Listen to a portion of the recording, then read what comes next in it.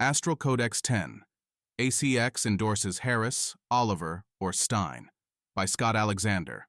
October 30th, 2024. 1. Time to own the libs.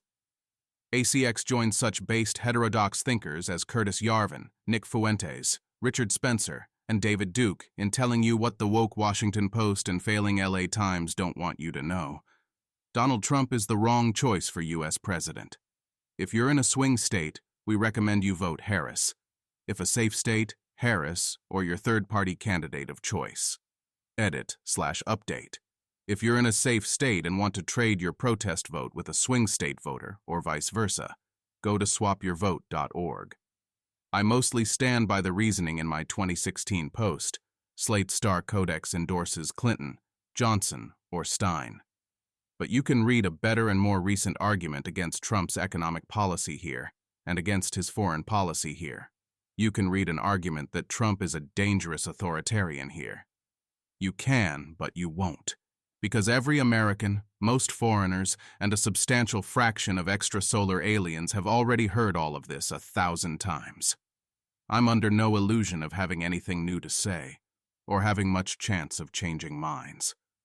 I write this out of a vague sense of deontological duty, rather than a consequentialist hope that anything will happen. And I'm writing the rest of this post because I feel bad posting a couple of paragraph endorsement and not following up. No guarantees this is useful to anybody. 2. I think the strongest argument against Trump is the argument from authoritarianism. But what is authoritarianism in this context? As I argued years ago, Trump isn't Hitler, isn't going to put people in death camps, and probably his approval rating among minorities won't even dip below the 30s. So what am I worried about? One worry is that Trump tries to pack election boards with his supporters and give them a mandate to fiddle with election law in ways that make him more likely to win. I don't claim Democrats never do this, just that Trump has openly endorsed doing it orders of magnitude more. This probably can't swing 60 to 40 elections, but it might swing 51 to 49 elections, and nowadays almost every election is 51 to 49. Another is that Trump might threaten opponents with jail time, or simply loss of government contracts, unless they support him. I don't know whether Jeff Bezos' decision to shift Washington Post away from endorsing Harris was motivated by fear, but it's a good model for the type of situation I worry about. This is far from Hitler, or even Stalin. The model I worry about most is Hugo Chavez, who had no concentration camps and barely even managed a secret police. And Chavez himself was only slightly more interesting than 100 other tin-pot generalissimos in 100 different banana republics. None of these countries will ever be the villains in an Indiana Jones movie, but none of them are first-world countries with great economies and vital contributions to scientific progress either. They're just somewhat poor, somewhat corrupt places whose citizens keep trying to swim across the Rio Grande and make it to the U.S., where there's still freedom and opportunity. I'm obviously not arguing that Trump will follow Chavez's footsteps into communism, just that his strategy to consolidate power will be similar. Why does autocracy correlate with low development? I'm not sure, and I'm not trying to make some grand Acemoglu-style thesis. But again, Chavez provides a useful model. Chavez fired everyone competent or independent in government because they sometimes talked back to him or disagreed with him. He replaced them with craven yes-men and toadies. His ideas weren't all bad, but when he did have bad ideas, there was nobody to challenge or veto them. He frequently chose what was good for his ego, or his ability to short-term maintain power, over what was good for the country, and there was no system to punish him for those decisions. Since rule of law would block his whims, he kept undermining rule of law until it was no longer strong enough to protect things like property, investment, or a free economy. Ambitious, educated people, seeing nothing left in Venezuela besides a lifetime of trying to out-bootlick the other bootlickers to curry favor from a narcissist, left the country for greener pastures. You don't get from a flourishing democracy to Hugo Chavez in one leap, at least not without a politician younger and more vigorous than Trump. But our democracy isn't entirely flourishing right now, and frogs are easily boiled. My threat model is less, Trump himself is exactly like Chavez. And more, Trump's election shows there are minimal consequences for violating norms. He brings us 10% closer to a banana republic. During the next election, both candidates violate the norms. The next guy brings us 20% closer to a banana republic, and so on. The Republicans are already arguing that the Democrats' authoritarian experimentation with cancel culture means it's only fair that they get to have a mobocratic censorship regime too, if they ever get back in power. Once Trump escalates a bit, the Democrat after him will feel the same way and escalate even more. There will be plenty more chances to stop the cycle, but, like the proverb about planting the tree, the best time was 10 years ago, and the second best time is now. 3. The strongest counterargument to the above is that yes, authoritarianism is bad, and yes, Trump will take us a bit of the way to being a second world country, but the Democrats are more authoritarian and worse, or rather, the Democrats may not be authoritarian in the strictest sense of the dictionary definition, but that's because the Democrats wrote the dictionary and defined the term to mean bad in the exact way that bad conservatives are bad. This is almost literally true.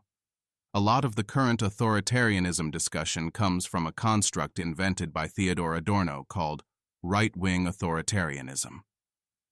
As fellow Harris supporter Curtis Yarvin reminds us, right-wing authoritarianism looks like a dictator with a cult of personality, eroding norms and centralizing power. Left-wing, badness, looks like a semi-decentralized convergence of cultural elites into a stifling monoculture bent on increasing its own power by forcing all government and private actions to go through a gauntlet of priest bureaucrats drawn from the cultural elite class. Although the exact process is different, both right-wing authoritarianism and left-wing monoculture end in the same place: government control over everything, unfreedom of thought, retribution against dissenters, and the gradual siphoning of all productive activity to serve a parasitic ruling clique. Put this way, you could argue, okay, January 6th was bad, but it was like a 10-year-old child's idea of authoritarianism. You seize power by getting a bunch of people to Zerg rush the opposing politicians and beat them up until they declare you in charge. Too bad you were foiled by a locked door. You'll get them next time. I won't claim this strategy has never successfully taken over a government, because history is long and weird, but I can't think of any examples. When I look at actual democratic backsliding, it looks nothing like this. It looks like a group of clever, well-placed people gradually tightening the knot while maintaining plausible deniability. A court packing here, but only because the old court was hidebound and reactionary. A carefully worded constitutional amendment there, but only because nothing ever got done under the old system. A corruption crackdown, but only because corruption is genuinely bad.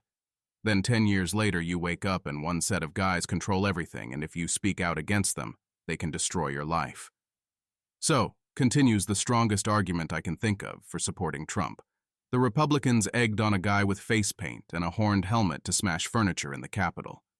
Meanwhile, the Democrats got every social media company in the country to censor opposing opinions while swearing up and down that they were doing nothing of the sort, all on some sort of plausible but never put into so many words threat that things would go worse for them if they didn't.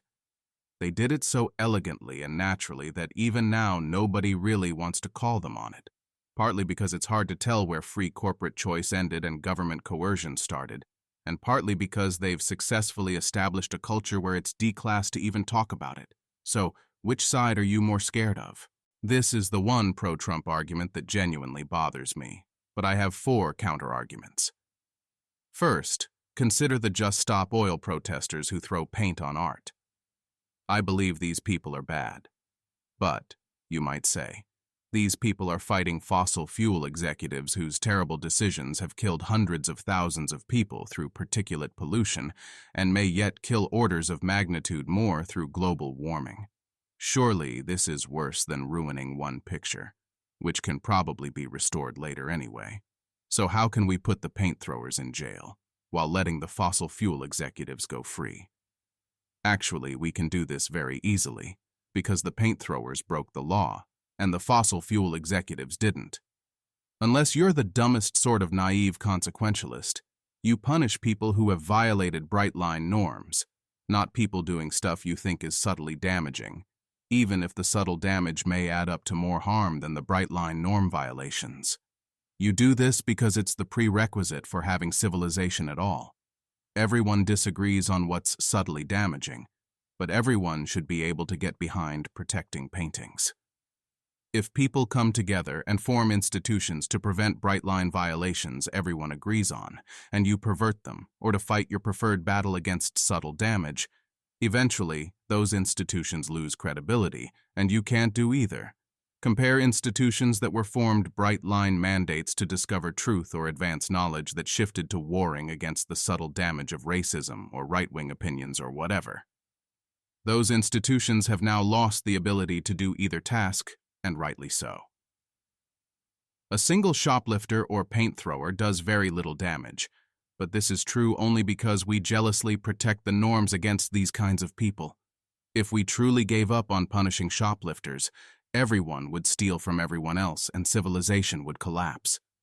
Asking, why should we punish shoplifters when they do so little damage, is like asking, why should we vaccinate against measles when measles is so rare? Here, the Democrats are the fossil fuel executives slowly boiling democracy to death, and the Republicans are the activists throwing paint on it. Our first priority is to punish the bright-line violation, lest civilization collapse. Afterwards, we can focus on pushing back against the subtle damage. You can't even start worrying about whether bureaucrats are forming a priestly caste until you solve mobs trying to beat up the opposing side's politicians. Yes, left-wingers are subtly weaponizing norms to support their own side, in much the same way that once you've established basic principles of non-murder/non-theft/capitalism, businessmen can exploit those principles to run businesses you don't like. People are working within the system to do something I don't like is a more refined level of problem than there is no system and we're in the state of nature murdering each other. First, you need to maintain a peaceful country that runs on the rule of law, and if you succeed, only then can you take your next step of worrying about all the people trying to find sneaky ways to gather power within the system. Unless you want to vote third party, you can only use your vote to thwart/punish one side or the other. I think thwarting/punishing Trump's foundation-level attack on norms using violence and rule of law violations is a higher priority than thwarting/punishing the Democrats' more subtle strategy of undermining liberalism within its existing norms. Second, and more practically, there are political headwinds for left-wing monoculture right now, and tailwinds for the right-wing authoritarianism. The most obvious is SCOTUS, which is firmly Republican. They seem pretty interested in the project of rolling back the past few decades of progressive power grabs, and I'm pretty happy with a lot of how that is going. But the sovereign immunity ruling suggests they're not willing to be a strong bulwark against right-wing authoritarianism. Given that we have a judicial defense against the left, but not the right, it's probably safer to elect left-wingers than right-wingers. The other tailwind is intra-party cohesion. Donald Trump spent the past 8 years purging the Republican Party of people willing to stand up to him. The current head of the RNC is Donald Trump's daughter-in-law. Meanwhile, the Democrats are delightfully unorganized, such that there are constant rumors that Joe Biden is trying to sink Kamala Harris, that Nancy Pelosi made some kind of horrendous blackmail threat to Joe Biden, and that possibly all of these people are part of a shadow war between Hillary Clinton and Barack Obama. I don't believe any of it, but it's pretty funny and less worrying from an ability to consolidate power standpoint than what's happening with the GOP. Full disclosure. This isn't a crux for me, and I probably would have still opposed Trump even if the Supreme Court was mostly liberal and the Democratic Party was more cohesive. Third, and more idealistically, I would feel like a total hypocrite with no ground to stand on if I claimed to be pro-freedom, pro-liberalism, and pro-democracy, but didn't really take a stand against somebody trying to attack enemy politicians and rig an election. I don't think people would take me seriously or think of me as a good faith interlocutor in the future, and I don't think I would even be able to think of myself that way. Fourth, For every bad thing the Democrats are doing to subtly in the long term within the system try to undermine freedom, Trump also wants to do those things. For example, Maxim Lott sort of makes a version of the Steelman argument above. While Trump is often portrayed as the threat to U.S. democracy, it's Kamala Harris who has endorsed eliminating the filibuster. That's no idle threat, as every Democrat in the Senate already voted to end the filibuster, besides the two who are retiring, Manchin and Sinema. Forget whether eliminating the filibuster should really count as a threat to democracy. A simpler counterargument is that Trump also wants to eliminate the filibuster. Nobody even cares, because Trump wants to do so many worse things that it gets lost in the noise. Or take the many legal cases that Democrat-controlled prosecutors' offices have filed against Trump since he lost the presidency. Are these politically motivated show trials? As usual, the Democrats have so carefully followed the rules and covered their tracks, so that it's hard to say for sure. But it's fair to be suspicious, and I know people who are considering voting for Trump on this basis alone. Meanwhile, here's Trump. When I win, those people that cheated will be prosecuted to the fullest extent of the law, which will include long-term prison sentences, Trump wrote. Please beware that this legal exposure extends to lawyers, political operatives, donors, illegal voters, and corrupt election officials. Last month, after the Democratic National Convention, Trump reposted artificial intelligence-generated images of his enemies, including Joe Biden, Kamala Harris, Nancy Pelosi, Anthony Fauci, and Bill Gates, in orange jumpsuits with the caption, "How to actually fix the system." Trump has also reposted a photo of Special Counsel Jack Smith with the statement, "He should be prosecuted for election interference and prosecutorial misconduct." And over the summer, Trump posted photos of former President Barack Obama and former Republican Rep. Liz Cheney with text calling for their prosecution at public military tribunals. I'm not trying to make fun of Maxim or the show trials people. I find myself falling into this kind of thinking myself. Part of Trump's genius is being bad in so many ways that no particular way stands out, and it seems like he must not be that bad. 4. Abandon Harris is a group of Muslim Americans who campaign against Kamala Harris to punish her, their words, for supporting Israel's war in Gaza. You can see their website at abandonharris.com. One word conspicuously missing is Trump. Doesn't Trump support Israel even more than Harris? Doesn't he have lots of other policies that Muslims might object to, like the infamous Muslim travel ban? You can, if you dig hard enough, find a video in the FAQ where one of the leaders admits Trump is also bad. But, he says, if Muslim Americans elect Trump, then it will teach the Democrats not to take them for granted, and maybe they'll get more concessions next time. I might criticize their strategy in more depth in another post, but I won't deny it makes a certain kind of perverse sense. More than that, though, something here resonates with me psychologically. I keep having to shake myself out of viewing this election as a psychodrama with two characters, myself and the Democratic Party. A digression. Back in 2010, when New Atheism was the big thing, I was in a college atheist club. The membership divided neatly into two groups. First, people like me, who were young and liberal and philosophically inclined and thought it would be a fun place to discuss the big questions. Second, people who had been raised in a fundamentalist religion, been traumatized by it, had some kind of incredibly dramatic break, lost all their friends and family members, and failed to separate cleanly. There was still some splinter of the religion lodged in their mind. They hated it, and all they could do was constantly reenact their trauma by arguing against their faith in an environment where everyone agreed with them, and they would definitely win. These are the people who would spend the whole session droning on about how the first book of Heberdaza said King Shmog died in Beersheba, but the second book of Heberdaza said King Shmog died in Jerusalem, so the whole thing was a flimsy tower of cards that no sane person could possibly believe. I make fun of them, but they had more right to be there than I did. I was amusing myself, and they were fighting a psychological life and death battle. I hope they found what they were looking for. This is how I think about politics, too. Some people are just there to discuss industrial policy. Other people, well, the right-thinking liberal establishment is a lot like a fundamentalist religion. You grow up believing it preconsciously, and absolutely. You see some cracks in it. You freak out. You go through a multi-year period of will I or won't I. You eventually find some stable point just within the periphery or just outside of it.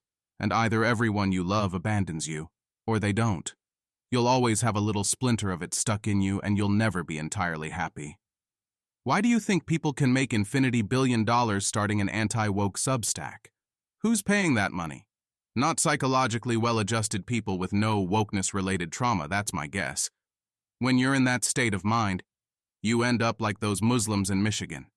Your world narrows to a two-character psychodrama between yourself and the Democrats. In this psychodrama, the Republican Party is an off-screen character, mentioned but never seen. It fills the same role as Emanuel Goldstein in 1984, a formless target representing either everything you hate or everything you hope for, depending on how the psychodrama goes. Nobody knew Emanuel Goldstein's position on tax rates, and it would be insane to ask. When I feel tempted to hoist the black flag, it's not because Trump has good policies. It's for the same reason as the Muslims in Michigan. My world has narrowed into 2 points. So, for example, Kamala Harris threatens to put price controls on the economy. This is horrible and activates a whole complex about Democrats being economically illiterate mobocratic socialists out to destroy economic freedom. Fine, she deserves this. But when I zoom out a little, Trump's economic policies include rolling back Federal Reserve independence, auto insurance prices falling by 50%. How? Does he think auto insurers will voluntarily choose to do this? Trade wars with other countries, limits on the importation of food, and, price controls. Admittedly, less general than Harris. I don't want to argue about whether all of those add up to being more economically illiterate, more anti-capitalist, or more dangerous for the economy than Kamala's price controls. My point is that the part of me that gets angry about Kamala's price controls has no opinion on any of these things. A long time ago, I wrote about the difference between in-group, out-group, and far-group. In-group and out-group, you know.